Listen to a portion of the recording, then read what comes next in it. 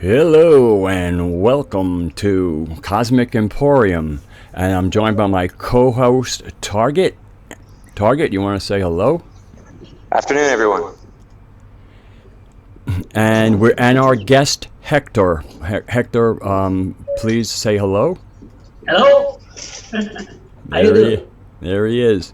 So TargeT, if you would like to get this going, or I can get it going, but I just want to say that Hector has written a book. I guess it's a small book, but he'll say more about it, and he'll tell us the title, his website, and we'll do it in the beginning and we'll do it in the end. So Hector, just quickly give us your website and the book you've written. Yes. Well, currently I don't have my own website, but I have my author's website inside of the publisher that where my books are stored, and it's lulu.com.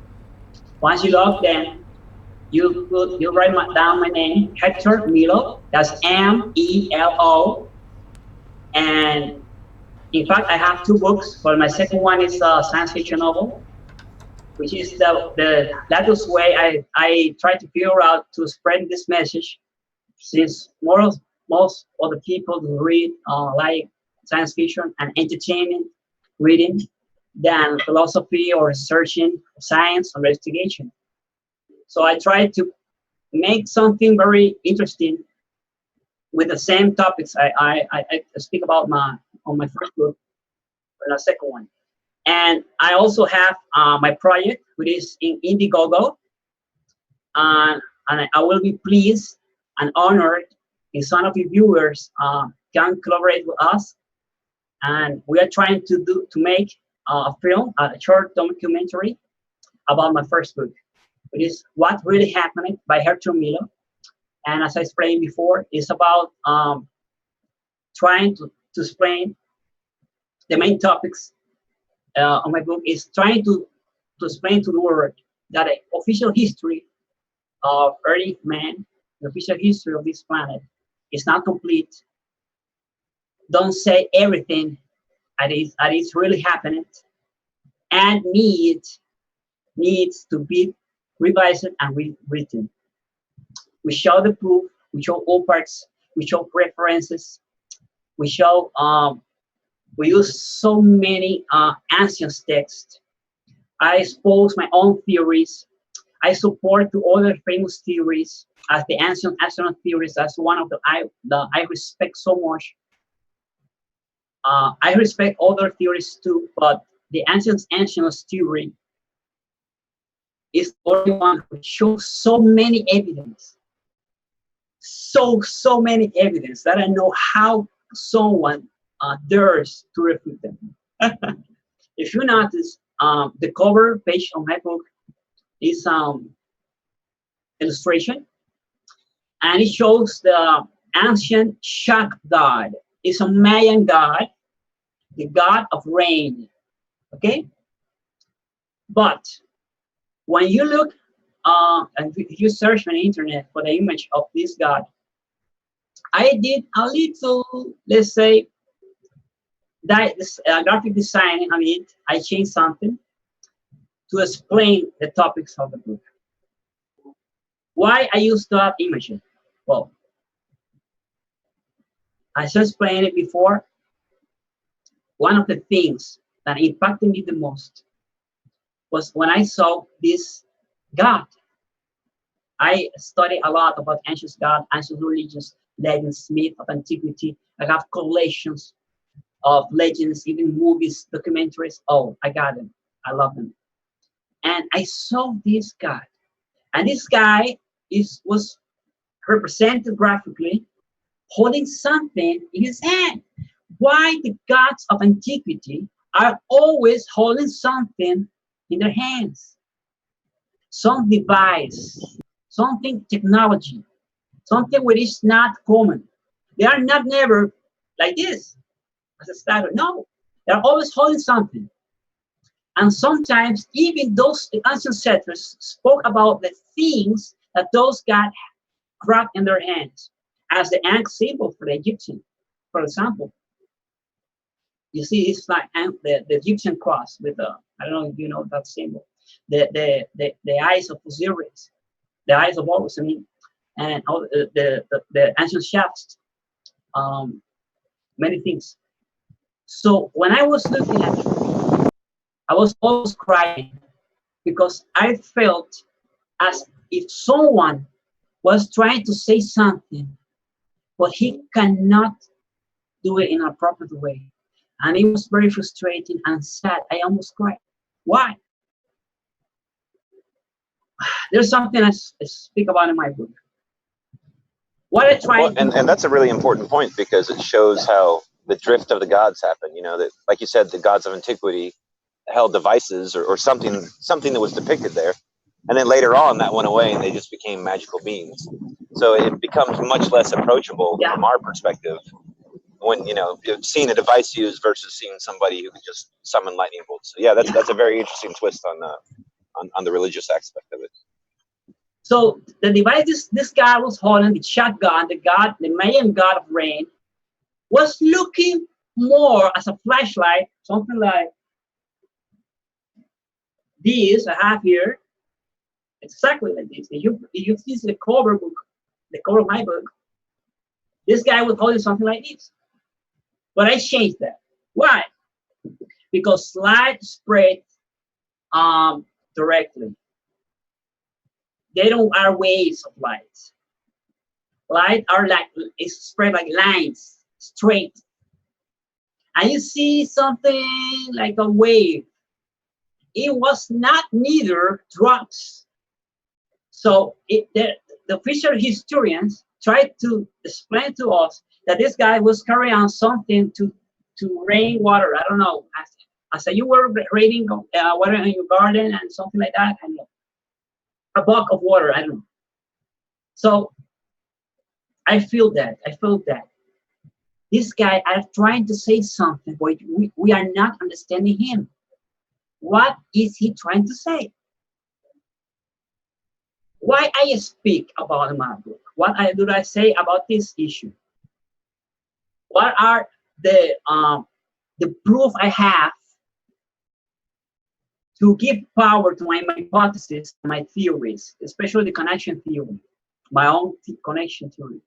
What I say? Historians, religious leaders, and scientists committed the same mistake. They forgot about the psychological aspect of ancient men. We need to understand that if we have, I don't know, by any means, a time machine, and I place inside of that time machine, and I appear in some places, in somewhere, 4, 5, 6,000 years ago, an ancient man approached me and watched me dealing with my tablet and playing music and listening to everything that I was playing and flashing and lights. Why do you say this guy will say about me? Some God came from heaven with a round stone with it meets lights and thunder. Why? Because the only thing that this poor guy has seen his whole life are stones.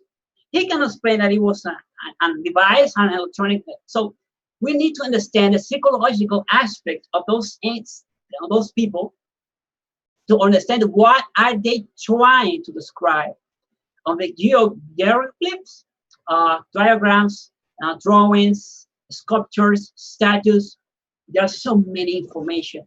And luckily the Mayans and the Egyptians left so much for us to look at. And it's hilarious trying to watch these people try to explain it away as art or something. And when you see things as they really are, they're trying to make you think that you are crazy. As I say when I interrupted you, the Dendera bulb, for example, the Egyptian Dendera light bulb. You see them, it's a light bulb. And connected with some cables, but they represent as snakes because the only things that looks at a cable is a snake. What I do also in my book, I I show so many statues and idols from Mesoamerican cultures, Tiwanaku, the Paracas, Mapuches, Inca, Aztec, Mayan, everyone.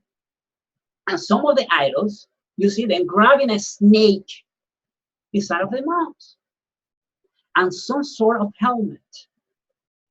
So people started to figure out, oh, that is the culture or the tradition of the dance of the snake of the Native Americans in North America. But it's not. If I show you a helmet with a hose connected to some breathing device or mechanism, they will interpret that hose as a snake because the only things that it is long and can twist like that hose is a snake. We need to understand, again, the psychological aspects of ancient man to understand what they are trying to say. Oh, right. The noosphere was so much different at the time. The concepts that were commonly held, like you're saying, a snake and a cable easily represent each other because they just had no references. They just had nothing. And I think that's a really good piece of evidence. There is the artwork and them struggling to explain the unexplainable in as many ways as they can. Isn't that donkey too close to you? What was that? Isn't that donkey close to you? You know? Oh, yeah. He's a curious. friend? Okay. Yeah. There's. That's right. All right. Good. So I am conscious of, with things like that, and those guys are trying to tell me that when I figure out that those descriptions, the description even of a spacecraft, what I mentioned in my book about Kukulkan, the feather serpent, Quetzalcoatl for the Aztecs, this feather serpent. If you see the emblem of the Mexican flag, of the main emblem of this country, is a eagle grabbing and a serpent. So you see the similarity and with feathers and serpent in so many cultures. The caduceus shaft, did I say right? The caduceus shaft is a shaft with serpents wrapping of it, and on top there are two wings. So feather serpent, and you find feather serpents in every culture, every civilization, no matter the place, even in Australia. I show about the Wantigan gods. I show about the Makemake gods, the Rapa Nui, they call the Eastern Island. And there are so many connections between them. And the evidence are so odd. So this Kukulkan, which is the further serpent are alone, elongated. When we talk with people which are supposedly witnesses of UFO sightings, some of them describe the spacecraft, the elongated shape, long, which flies. Well, Yeah. Well, I just think that what we're seeing with the Mexican flag, the eagle is kind of representative of the new culture. The snake is the old culture, and with the snake in the claws is the fact that the new culture won over the old culture. Yeah, that's why they say. But the combination is symbolic. I see things graphically and I interpreted them. Because everywhere you find feathers with serpents around. So that's why Kukulkan, that's why Aztec god Quetzalcoatl. So you find the feather serpent, and it's in almost every culture. The serpents have been within us for a long time. I started with the book of Genesis in the Bible. there was a serpent, and the serpent was a symbol of wisdom, and the serpent spoke to the woman, the woman falls, and whatever, blah, blah, blah. And we find serpents everywhere. Now we are talking about, you'll see many things, people are talking about reptilians, and there are reptilians, and there are reptilians, but it's everything related to reptilians, whether serpents, symbolically. So there are a connection. I show in my book some images that I don't know if I characterized it. That was very difficult for me to show them, because almost no one had knowledge about them. And there is some Egyptian sarcophagus, which is has some engraving outside, and you see beings with the shape of snakes, even with hands. I speak about the creation of living species through genetic manipulation. I speak about hybridization. Is that correct? So when you combine two or more DNA information to create and give as a result a third new being. We got mythological creatures in the ancient legends. We got centaurs with our half horse, half man. One of the most amusing, outstanding things I encountered in the Enuma Elish speak about the scorpion man. The scorpion man. But if you ask an Egyptologist about the Scorpio King, it is like a sulfuric acid for them, because they believe and want us to understand that the Egyptians were 100% early humans, and they were not. I show in my book, there is some burial place. The name, I don't have it right now. Oh yeah, the tomb of Reckmeyer. In the tomb of Reckmeyer, they show giant aliens building things, and they show also normal people around them. So you may identify which is like us and which of them are like them. And then try to tell us that the pyramids were built by the Egyptians. Well, the first one who spoke about the pyramids, Herodotus, right? I don't know how to say in Spanish, in English. Herodotus, who was a Greek Herodotus. historian, Herodotus, right? Historian. Yep. And he described it very different as they are now. Even they spoke about shining and some lighting, and they were covered by gold. And there is something I want to speak about gold, because there is many connection. I said before, my connection theory has so much power that I love them so much, because I take everything from many cultures and I have similarity between them that are not supposed to. And there was something that many ancient settlers spoke about the gold. And they said, the gold belonged to the gods. The gold belonged to the gods. And speaking about gold on this planet is just a great issue. Because as I ask you where the gold goes, many will say, well, Fort Knox there. Well, they use it to build, to construct or make some jewelry. That's right. But at the end, where the gold goes? What are they using for? No, that's a very good point. There's a lot of, we assume there's gold reserves. We're told about the gold reserves. We're told about countries buying massive quantities, but you never see a single picture. You never see an audit. You never see any weights, really. I mean, it's just vague numbers, and we assume it happens. So does it happen? That's a good point. I give the benefit of the doubt to Zachariah Sitchin. I have not translated or interpreted the Sumerian tablets. I have studied yet already translated for about 4 different translators, and one of them was the London Library, I believe, which had the 6 tablets. which is very controversial because it speaks about the flood. But it was not an ark.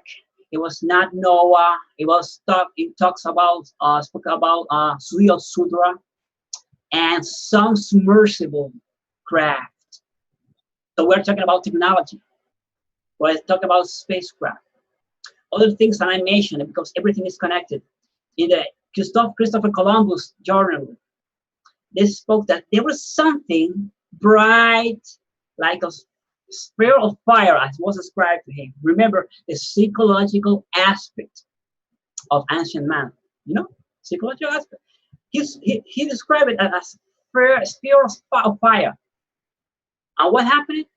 He came from the water up to the sky. So we're talking about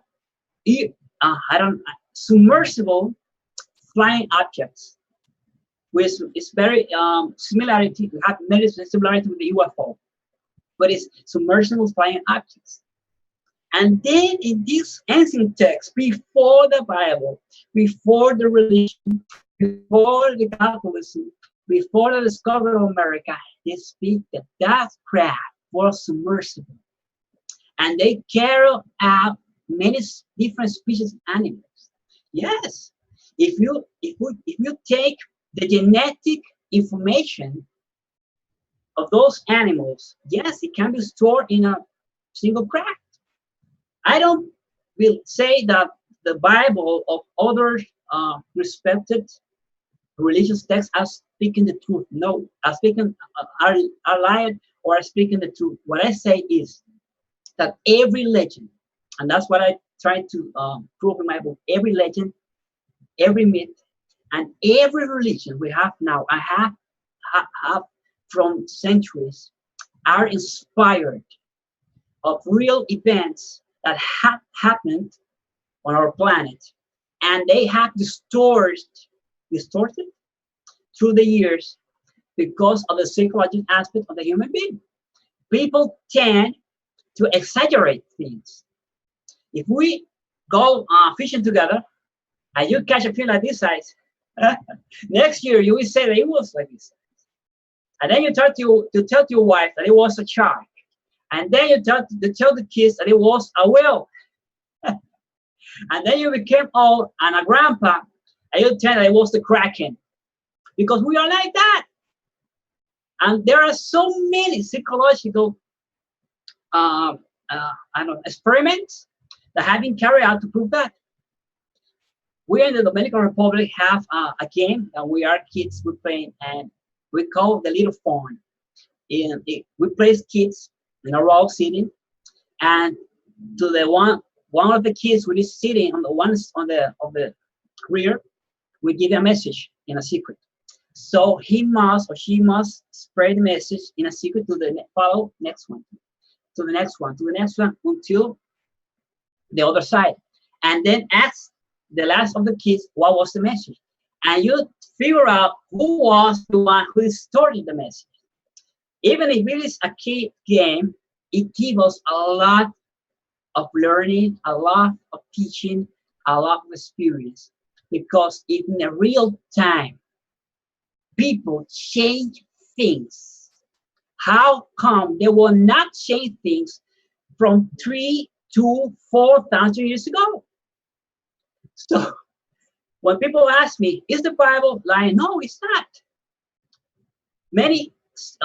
The Bible is a book created. The original Bible is not the one we have now. The one that we have now is the result of the Concilius of Nicaea. I don't know if I say it right. They choose the book they want to be there. They take out the ones who want to be there, as the Gospel of Thomas, which I mentioned a lot in my book because I really love it. Because Jesus is so many different there, and spoke about the kingdom. He said, the kingdom of heaven is coming. So there is something coming. I don't know, say that Zachariah's teaching is right, but yes, I understand. I don't know what it is, but I explain in my book. Maybe it is a planet. Maybe it's a huge space station. maybe it's a huge mothership, but I know something, that something is going on. The moon is taken away apart from Earth a couple of centimeters each year. And if you know about astrophysics or astronomy, I am a little fan of it. So we know that in the cosmos, in space, a cosmic body with the greater mass attracts the other one with the less mass. That's why the moon orbits around Earth, and many planets have their own moons, and they don't crash down onto the Earth, but neither take away from it and go away. But the moon is getting away. What I say in my book. I also have other ones on my theories. Is the planetary catastrophe. Our dear friend scientists committed 3 mistakes against me. First, they admitted that there was ice age on Earth. First, in the past. Second, they admitted that there have been many ice ages on Earth. And third, and the worst for them, against me, they admitted that there will be, in less than 1,000 years, a new ice age. So what is the my dear friends scientists have a big problem? Why? Because they are admitted with their own words that the ice age is a cycling process, which means that each thousand or hundred of thousands of years this happens. So I give the benefits of the doubt to Zachariah Sitchin, even though if I know if it's spoke the truth or not. But yes, the ancient texts speak about something that each time we don't know how many years have passed to this phenomenon to happen. But certainly something happened on Earth, and one of that cosmic phenomenon is the ice age. They do not explain for sure what happened, not even the greatest astrophysics, nor even the greatest astronomers. But there is something weird, because the moon, the only way the moon can take it go way up for us, it is something powerful is attracting it, something greater than Earth. So I explained a very simple sample. Every kid of 5 years old can understand it. If you are on a campfire, close to a campfire, and you get close to it, you get heat and you get hot. But if it's night, it's cold, I don't know, north side of the United States, in any town in the mountains, and it's cold, if you get far from that campfire, you get colder, and your body get colder. Planet Earth is not a fridge. Planet Earth is as natural as us. It does not have any method to freeze itself just by magic or divine power. The most logical thing, as I explained in my book, using the sample of campfire, if Earth is getting away the sun, of course there will be an ice age. That's why we have pyramids. That's why some believe that have saw pyramids on the moon, pyramids on Mars. I don't know, maybe, I don't know. I don't want to mention names, but there are many important people who ensure that yes, there have seen monuments on the moon and on Mars too.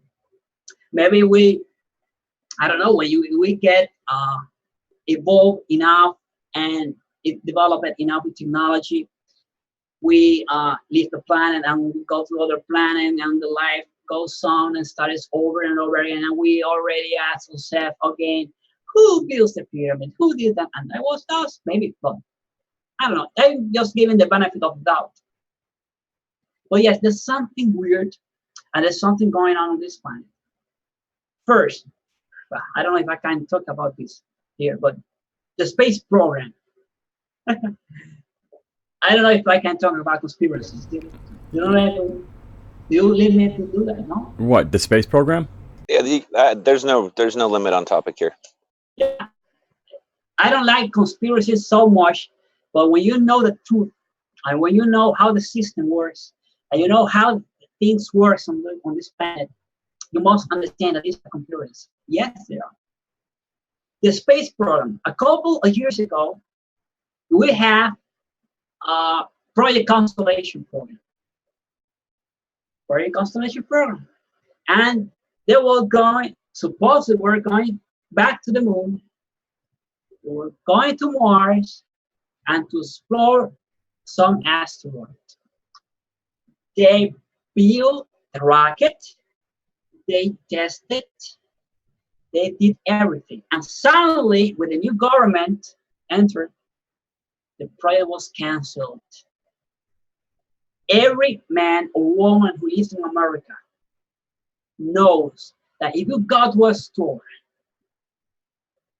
even a penny is given back to you because they have a respect for other people's money. So the taxpayers, every penny, every single penny that they invest in about doing anything has to be I don't know how to say the word, but they have to show proof what happened. Accounted for, right? Yeah.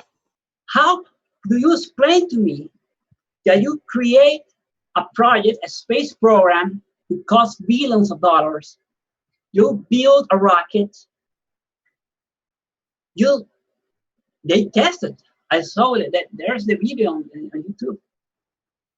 So many billions of dollars spent just for nothing. Come on. Guess what? New administration, new space program. What they want to do now? They want to go to an asteroid. And they will call them a space transportation system. SLAS, I think. And if you see the video, first they want to send someone to the International Space Station, and we dock with the International Space Station, sending the Orion spacecraft. But the second mission will be 2 astronauts we will send to circularize the moon on orbit, and they will encounter a spacecraft who will capture an asteroid. These guys change their vision. Everyone who has a leadership, even if you are governor, if you are president, if you are a company, if you have family, you have a vision, you have a plan, you have something that you want to do. You have to listen to the President Kennedy speech to know what they want to do, and they achieved that. They went to the moon. When you see this, now those guys want to capture an asteroid. Why are they so interested about something that is coming near the Earth? Why are they so interested to get to be experienced with dealings with things, with cosmic bodies, with comes close to Earth? They know. I'm sure they know. They know that something will happen to our planet. They know that something will shape things. They know the truth.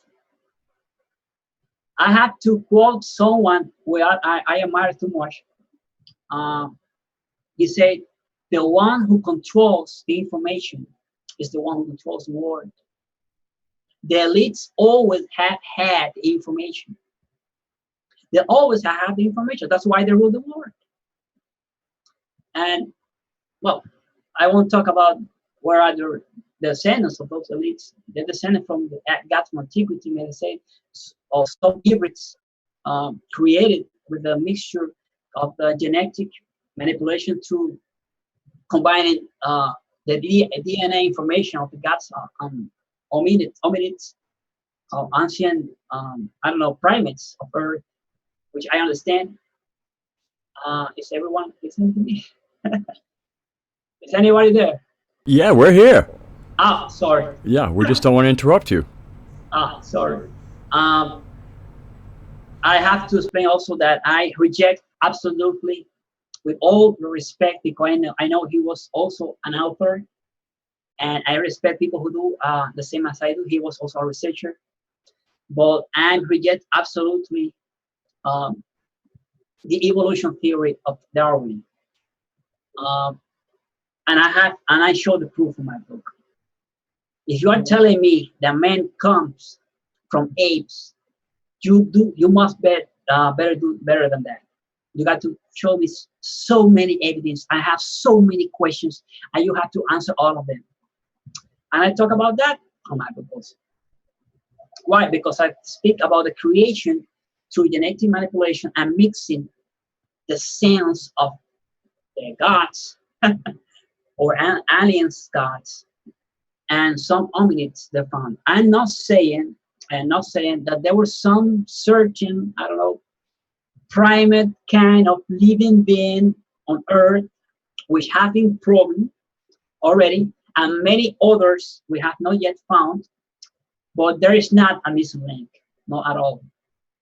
Uh, One of the points I recount is that for an evolution to take place in that way, it had to be millions of years ago. And we already talk about the ice ages, a process where almost all the living beings, almost not everyone, but almost all the living beings died because they got frozen. Some of them because of the cold, and others because of hunger. You cannot see it on snow. You cannot see it on ice. Animals cannot eat just snow. So and many others catastrophes which are the results of the planetary disaster of this ice age. You may say anything. Well, I think you've done a great job of laying out your ideas. I mean, I know it's only a start, but I think it's good for people to get a little bit of a taste so that they can. I mean, I think that, I would like people to be checking out your book. And again, we found you. I know I still go to Project Avalon and I read what's going on there. And I saw you post. And fortunately, I asked TargeT. I said, "Can you speak to him?" And I'm really glad that you took us up on it. So let me just turn it back to TargeT for a moment because he's certainly on camera. Well, there's quite a bit of material that you cover. It sounds like, and I mean, it's really interesting. I like how you're tying in, especially the old pantheons, the old gods, and I think those are a much more a better example if you're looking historically. You got to go way back. And tying all that stuff together, looking at all the archetypes that come out of it, that's very interesting. I'm glad we got to talk to you, and I don't want to talk too much because we got to leave some for the readers, right? I mean, we're definitely going to put the links to your Indiegogo project and your book in the description to this video. Is there anything else that you're working on right now? Any other projects? Yes, I'm working on my third book, which is in fact my second science fiction novel. And I hope well, I'm sure people like you will like them because it will have conspiracies related to aliens and ancient God. I didn't want to do that, but I'm forced to do that because it's other way so I can spread this message through entertaining. And as I'll say recently, I have my project, which is I still have hopes to develop, and is to make a documentary about my book. What I want to try to do in this documentary, I want to show those old parts because many people just see those images and read and listen to those some lectures, but they never have a chance to see someone recording those things with a high definition camera, someone grabbing them in the hand, so you can show the people that these things are real. One of the things that I don't know make my book to be a little successful, the little success it has, is that I focus on things that can be touched with our hands and can be seen with our eyes, because there are many things that I can speak about them on my book, but I didn't place them. Why? Because where are they? Right. Yes, you may say they are hidden, they were lost, they were destroyed, the government destroyed them. I don't know. Yes, it could be, but when you are a researcher, you got to step aside with your beliefs, because the only way to prove things if I show with evidence, and I have the evidence to prove all the things I say in my book. First, that the official history of humankind is one, it's not complete. Everything is said is not, it didn't happen in that way, and it needs to be Revised, right? Yeah. revised and rewritten. Sorry for my English. And yes, this is something that will be very unique, because I know I have seen, you don't know so much documentaries. I have a collection.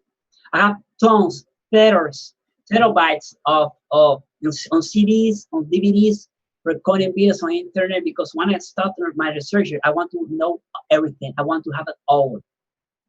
And I don't have any place else to store them.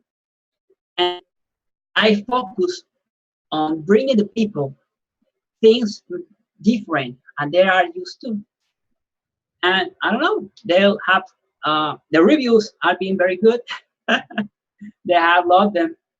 The book is selling, of course, on my the publisher page, thelolo.com, where you can find it on Barnes and Noble. It's in Amazon Kindle. It's in iTunes, of course, which is the place which most of the people have purchasing them. It's an ebook. It's in color books also too, and it's an ebook, so you can read it on your tablet, your smartphone, your computer, Mac computer. That's it. Well, I just, what is your username on Project Avalon? I think it's H Melo. That's HMELO. I think. Yeah, that sounds right. Yeah. Yeah, and yes, I think I placed those links showing where the books are selling. So if you are interested, help me this out to spread this message. Yes, you may post clearly those links, and even for my project, I expect for very wealthy people who can help me with the project, because I need really a lot of money. I just I raised a pledge for $70,000, 70,000 for creating this documentary. According to my research, for a finest good documentary, you need for $200,000 to $300,000 dollars. I tried to contact other very famous TV channels so I can pay them to do that, but they are quite expensive. So I just try to do things. If I had to record them with myself, or if you guys want to help me out, I'm very pleased and honored to help you, to receive any help from anyone. And it is an honor to be with you speaking of those topics. It is a great bless. I don't know how to say it, how emotional and happy I am to be talking to you. First, because you're giving me the chance and the opportunity to practice the language, to practice English.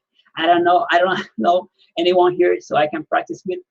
And second, because you are the first person I know who can speak with this about those topics in this language. And you are the first one who has shown me interesting to show up on an interview. So I really appreciate that. I will never forget about that, and I'm able to be a guest. I don't know, a special guest on your show, both of you, anytime you need, anytime. I love those topics. I speak a lot. If it was worth speaking Spanish, I would speak louder and louder and doing that and longer. sometimes I need to shut up because I speak too much, but I try to tell the people that I have a lot of information. I have read a lot, and when you become a researcher, you know so many things, and it is some burning thing on my chest. So I have to take it out and spread this message to the whole world, because I know that people can be free if they know the truth. I agree, thank and I you. think that's what we're all trying to do. We're trying to help spread information. Okay, so what I'm going to do here is I just kind of present Gio, who today TargeT was my co-host, and I knew we needed to leave a lot of room for Hector, and I was certainly managed my own contributions. But as Gio always said, and we all of us at Cosmic Emporium we're reaching out to people in the forums. And many ways to start out as voices of the forum. A lot of the people ended up coming from the One Truth, so we call them TOTCASTs. But I'm really glad that somebody from Project Avalon has joined us. Of course, TargeT is part of both forums. But I hope Hector will be an example for other people who really have something to say and want to just have the forum to get out their ideas in full without interruptions, to step forward and see that this is the way forward. And really, Hector, it's really been great to have you on. I think you are a great example of what we need to do to kind of take the forums live. We've spent years and years typing and texting, and I think it's time for us to go live. If anybody else agrees with that. Yeah, absolutely. We need to start doing things and writing books, promoting these ideas, whatever it is that gets the stuff out there. Videos. Excellent. Yes. So that'll be the conclusion of this Cosmic Emporium. Thank you all for joining us, both our audience and Hector, and of course my co-host TargeT. And we will see you next time.